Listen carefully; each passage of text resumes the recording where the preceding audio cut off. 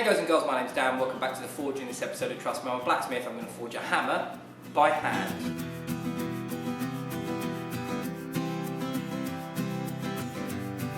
I made a series not so long ago called How to Forge Tongs in Great Detail. Basically the point of that video was to go over all the nitty-gritty bits that go into tong making. Now, I'd like to do the same for making hammers. So in this video, basically this video is all about eyes and how to forge hammer eyes. And I am going to go over a few other little bits for hammers, how to do different styles of hammers and fullering in for cheeks and stuff like that. But basically all this video is to show you how to forge the eye without a hammer eye drift. I did go over this again with a hammer eye drift, just to get the cheeks to pull out. But basically I'm going to just show you how to do it without it. So watch the video and I will see you on the other side. Okay, the tools you're going to need for this project. For marking up, you're going to need a center punch. You're also going to need to get yourself some measuring equipment. I recommend some sort of square is always best. It allows you to take a measurement from one edge and keep your parallels quite consistent. And potentially you're going to need some chalk or another method of marking up your material. You're definitely going to need a pair of tongs, something that you can pick the stock up out of the fire. You're going to need to get yourself some sort of large round punch, and you're going to need to find a slitting punch. Hammer eyes. What are we looking for from a hammer eye? Well, one of the first things that we're looking for in a hammer eye is that it's oval in shape, and I'm going to explain these two lines inside this eye in just a second. And the other thing that we're looking for is an hourglass shape inside. And the reason for this is when we put the handle through and splay the end of the handle up, it will grab tight around this. This is a bit of an exaggeration. It's not normally that aggressive, but that's what we're kind of looking for. So we're going to be using a slitting punch. Yeah, this is the slitting punch. This is what it looks like. I'll just see if I get that to focus. That's the end of the slitting punch. And we're going to be using this slitting punch to put the holes in to start the hammer eye. Now, the reason we're using a slitting punch is because it gives us, it removes a very small amount of material. In fact, it gives us slugs. Now, this is a slug, or I can't remember what the other name for them is, but I don't know if you can see that. But basically, that's the slug that came out of the hammer I did the other day. Absolutely tiny. And what happens is, by working two sides, is we're going to come in a little bit here and we're going to work this side, and we're going to come in this side and work a little bit here, and then basically it's going to reduce our drag through, and it's going to increase the amount of expansion that we get from the material, but it's also going to make that nice thin little piece in the center, which is what we want.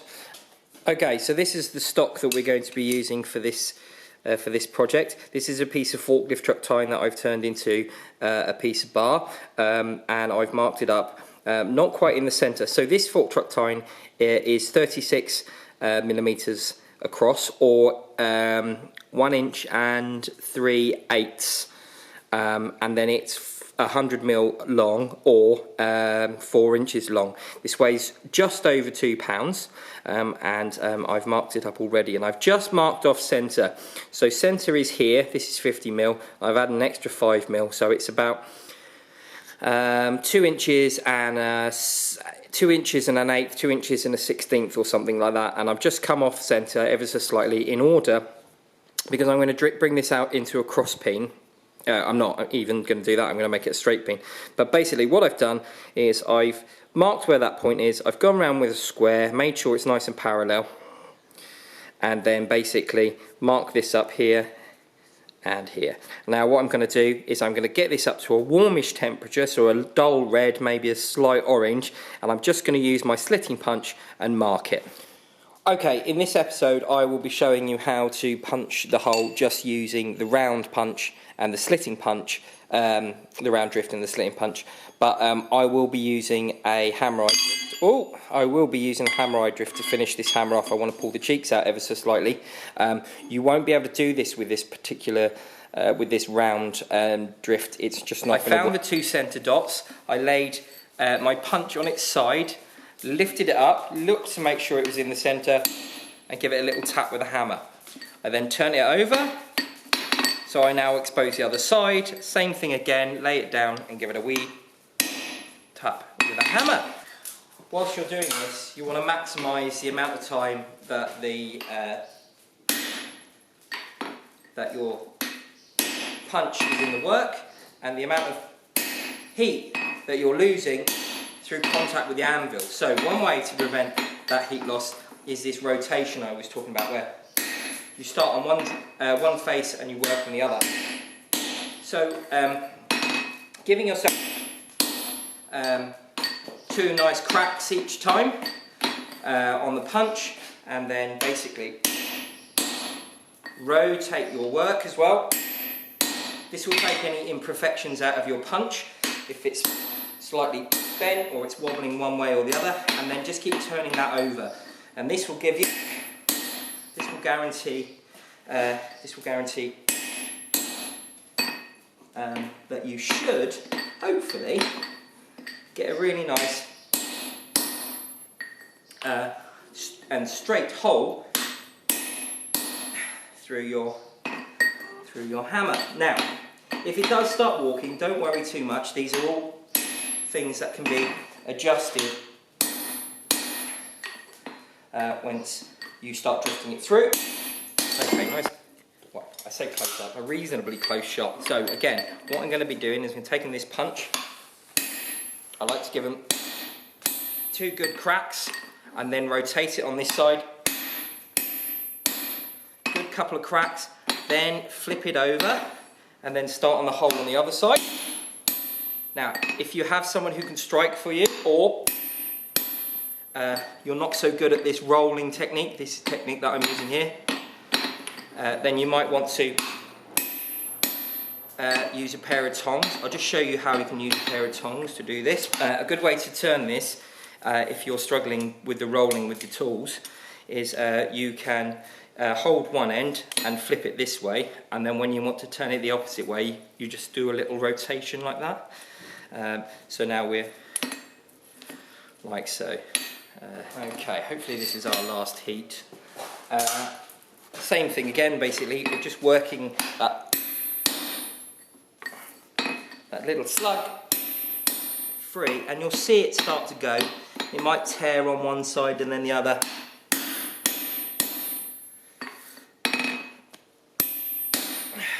Okay, and again, this is a H13 punch, so I'm not quenching it off. What you want to be doing once you're as you're going along is quenching your that's a good sign. When it sticks like that, it's a good sign that you're loosening up that slug. There it is, I can see it now. What you might also feel is that the slug, you might also see a dome appear in the opposite hole. So I've just worked on this side, and as I flip it over, I can see a little dome appearing. That's a good sign that we're nearly through. Now this is where I want to work right down into the colder ranges. If this slug is refusing to shift, which it isn't because it's about to come free. Right, one more, and there it is.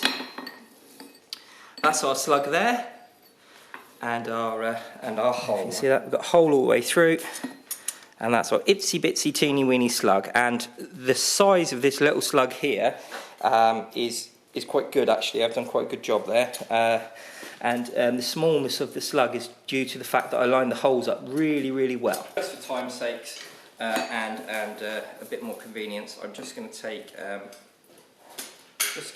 this slightly larger hammer and start drifting this through.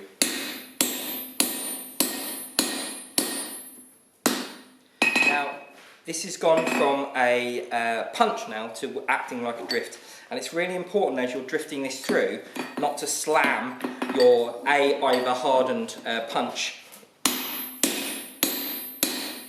into your anvil, or B, cook your punch too much. Now, again, this is H13. It's very, very, very abuser friendly, and it will take lots and lots of what I can throw at it, and it won't grumble or moan too much at all. Now, if you are if you're feeling comfortable using a bigger hammer, I definitely recommend it for these low intensity short little jobs, i.e. putting a drift through, but if you don't feel comfortable using a bigger hammer, you don't have to use one. You can do it, it just takes longer basically, especially on something where you're trying to drive a lot of energy into a smaller object. Okay, I'm quite happy with that. Now what we're looking for is the size of the eye to take, right, that needs to go a little bit more, so I'm just going to get this hot again and do that again. And just once more, just making sure that I'm not going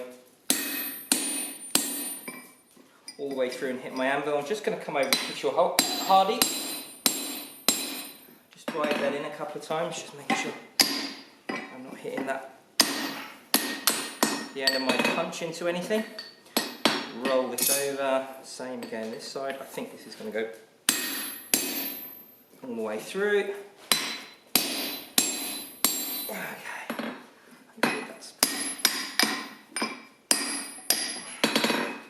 Now,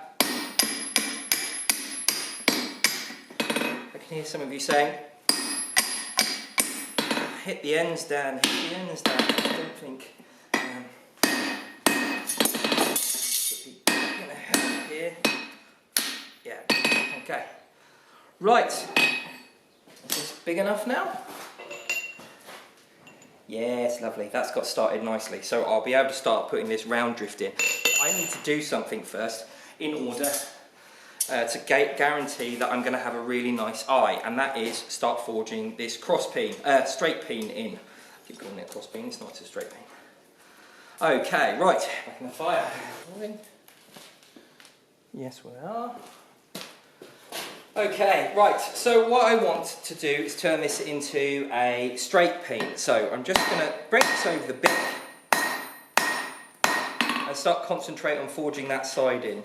Same on this side. Now, the reason I'm doing this now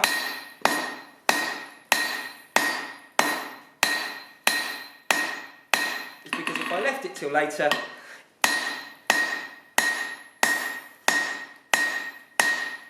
I stand a bit of a risk of wrecking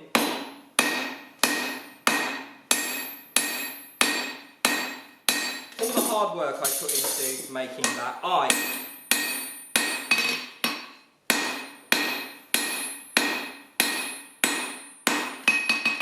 I don't want to do that. I'm just holding this at 45 on the anvil face now. I'm using the round side of this hammer and just bringing an encouraging taper on the end there. And now I'm flattening it back down to its original size. Let's get that off. Put this back in the fire.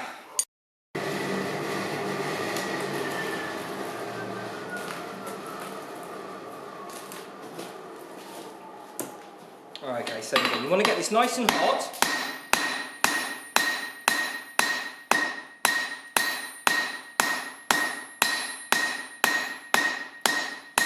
And that'll give you the best chance of not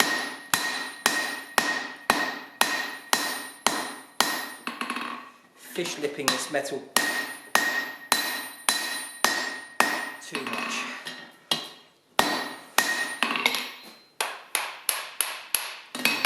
Tongs are shifting all over the place.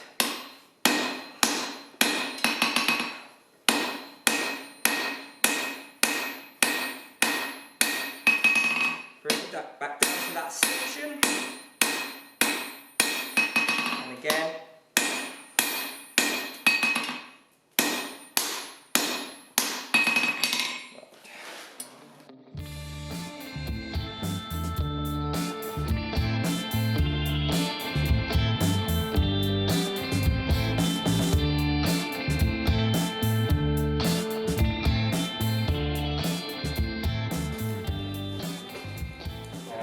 Side looking nice and round. I'm just going to take it to the other side.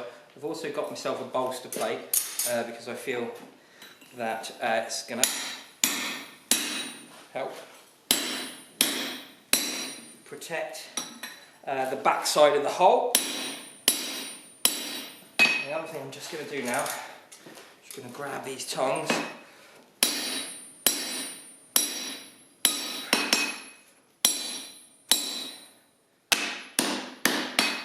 I'm just going to give that some big licks. Again, eject that. What is that? Oh, not too bad. Place it in the other side.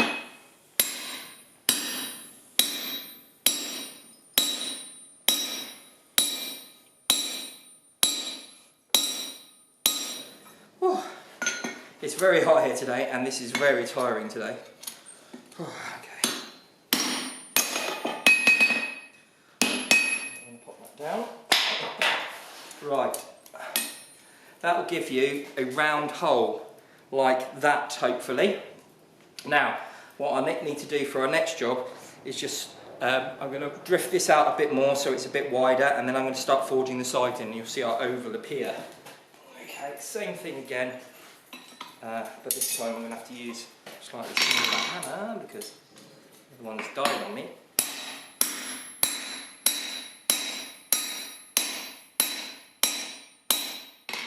If you start seeing a dark ring appear around your metal, what you want to do is stop hitting it, because basically your punch or drift or whatever you're using is sucking all the heat from your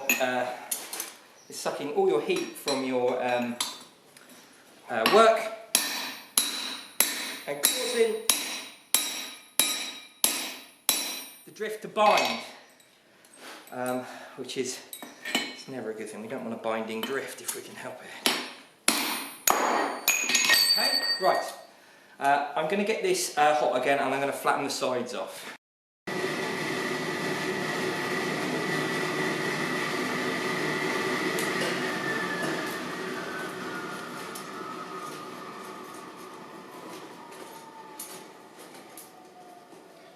Okay, this is super simple. Literally just going to hold. Now, the one thing you need to watch out for is that you're forging straight through the centre. Do a little bit on one side, flip it over, and do the opposite side and flip it over, and then same again. And keep doing that until you get the cheeks of your hammer to the same thickness as your material. Now you can see already that that's turned a round hole into an oval shaped hole, which would form a reasonable eye. And I don't know if you can see it, but it's not quite hourglass, but it is a little bit hourglass shaped. This side's a bit more hourglass, but I don't think you can see it. Anyway, I'm going to get this hot in the fire again.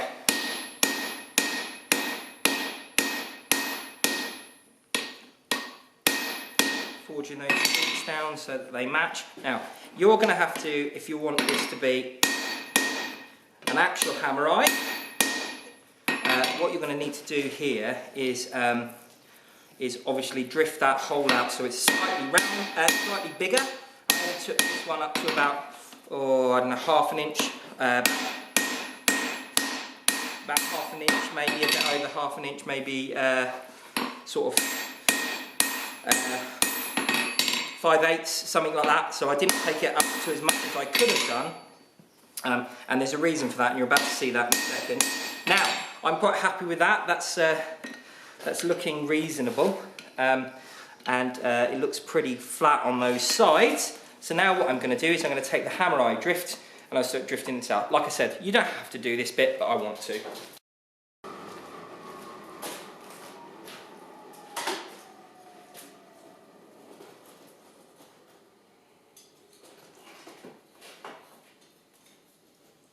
Okay, so I've come over to my I've come over to my swage block so that I can... a lot of people ask me why I don't have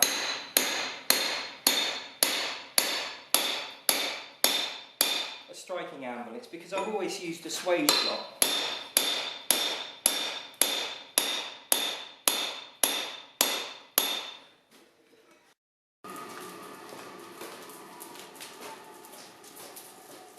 Okay, so what I'm doing here is I'm driving the drift in, and then this hammer eye drift is allowing me to work the cheeks of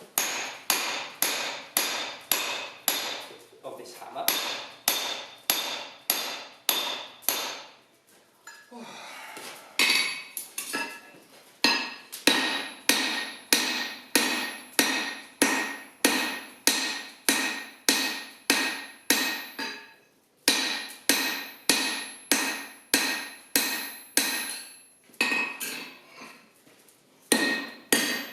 Whether or not this provides any extra stability for the hammer, I don't know, but I like doing it. It looks good. Well, I think it looks good.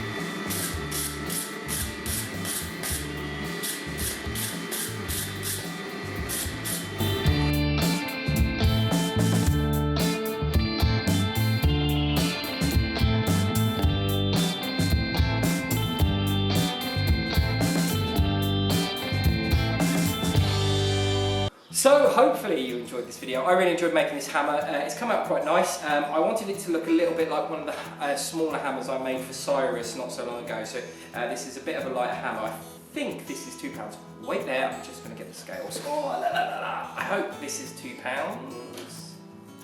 Bang on £2, which is pretty cool. Yeah, this is going to get a handle, and I'm going to grind it up, and I'm going to do all the heat treating. Now I'm going to break each one of those elements into its own video. I'll probably do the normalising, grinding and heat treatment all as one video, and then I'll do putting the handle on as another video. I will also, I've got a couple of other different bits and bobs I need to get on with making, so I'm going to include those as videos for this series. I am remaking the roundy camera I made the other day in the live. It didn't go very well. It's so hot here at the minute, and everything seems to be twice as hard when it's hot. Okay, I hope you enjoyed this video. If you did, remember to leave a like and subscribe if you haven't already. And if you are a subscriber, remember to ring that bell for notifications. It will tell you whenever I make a video. I make videos, or at least I try to make videos. I'm very busy at the minute, on a Tuesday, Thursday, and a live every other Saturday. That's been going okay. I'm just struggling to keep on top of everything at the minute, but this went really well. Leave your comments down below. Let me know what you thought of this hammer. Let me know what you think of this series as well. I will leave a link up here to the Tongs in Great Details video. I will leave a link down here to some hammer making video. This is Patreon. It's a great way to support the channel. And this here is the subscribe button. Thanks guys. See you later.